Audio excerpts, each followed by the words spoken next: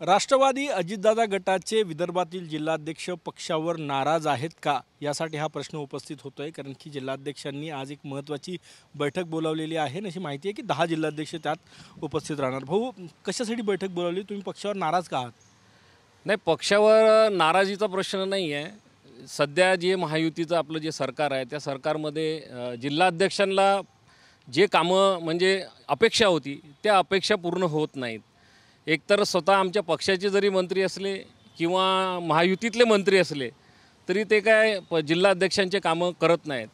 दुसरा विषय असा आहे की काही विधानसभा लोकसभा आत्ता नुकत्या झाल्या, लोकसभेमध्ये विदर्भात एकही आम्हाला जागा मिळाली नाही। पुढे भविष्यात विधानसभेत तरी काय मिळणार आहे का प्रत्येक जिल्ह्यामध्ये, हा सर्व अध्यक्षांचा महत्त्वाचा विषय आहे। म्हणून आज आम्ही सर्व जिल्ह्यातले विदर्भातले 10 जिल्हाध्यक्ष शहराध्यक्ष आम्ही आज चिंतन बैठक ठेवलेली आहे संध्याकाळी 4 वाजता। आणि या सर्व विषयावर म्हणजे जिल्हा नियोजनचा निधी असो, संघटनात्मक चर्चा असो, आणि संघटनेला आमचा दुसरा हाही एक विषय आहे की राज्यपाल नियुक्तीमध्ये विदर्भाला स्थान द्यावं आणि अशा माणसाला तिथं आमदारकी द्यावी की ज्याचा संघटनेला त्याचा 100% फायदा झाला पाहिजे।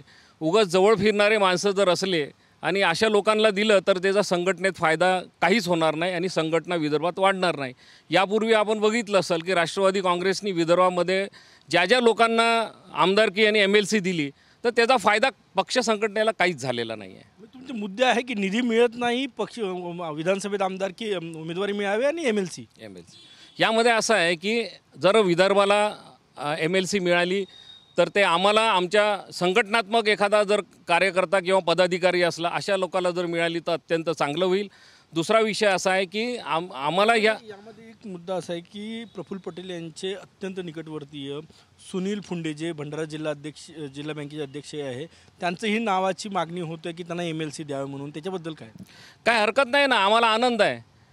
प्रफुल्लभाई किंवा अजितदादा आमचं एवढंच म्हणणं आहे का विदर्भामध्ये आम्हाला एक MLC पाहिजे म्हणजे पाहिजे। आजच्या बैठकीत नेमकी चर्चा करून काय पाठवणार आहे, अहवाल पाठवणार? आज आम्ही सर्व जिल्हाध्यक्ष चर्चा करणार आणि ह्या चर्चेचा जो काही यथार्थ निघत आहे तो आम्ही आमचे अजितदादा आणि प्रफुल्ल पटेल यांना आम्ही सर्व अध्यक्ष मिळून एक दिवस वेळ घेऊन आम्ही त्यांना ह्या सर्व आमच्या व्यथा सांगणार आहे। निधी मिळत नाही म्हणून नाराजी आहे का सरकारमध्ये? निधी तर विषयच नाही निधीचा, कारण की समजा आपण जिल्हा नियोजनवर आपले प्रत्येक जिल्ह्यामधले आपण सदस्य पाठवलेले आहे राष्ट्रवादी काँग्रेस अजितदादा गटाचे, परंतु त्यांना काहीच जर प्राधान्य मिळत नसेल, काहीच जर निधी मिळत नसेल तर संघटना चालवायची कशी, हा एक महत्त्वाचा मुद्दा आहे।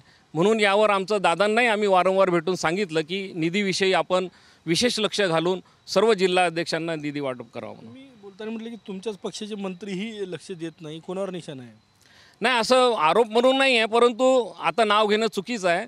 संघटनेत आपण काम करत असताना एखाद्या मंत्र्याचा, परंतु हा सर्वच जिल्हा अध्यक्षांचा अनुभव आहे की मंत्र्यांकडे गेल्यावर काम होत नाही अजिबात तुमच्याच पक्षाचे। म्हणजे थोडक्यात असं आहे की चहापेक्षा केटली गरम, म्हणजे सर्व मंत्र्यांचे जे PA आहेत हे सर्व गरम चालतात।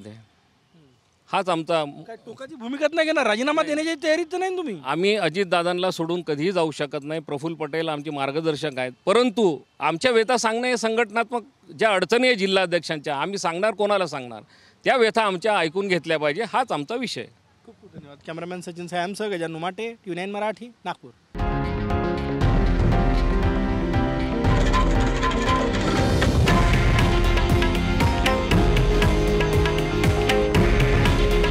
हे आहे देशातील नंबर 1 न्यूज नेटवर्क आणि आपण पाहत आहात TV9 मराठी। काळजी तुमची, हित महाराष्ट्राचं।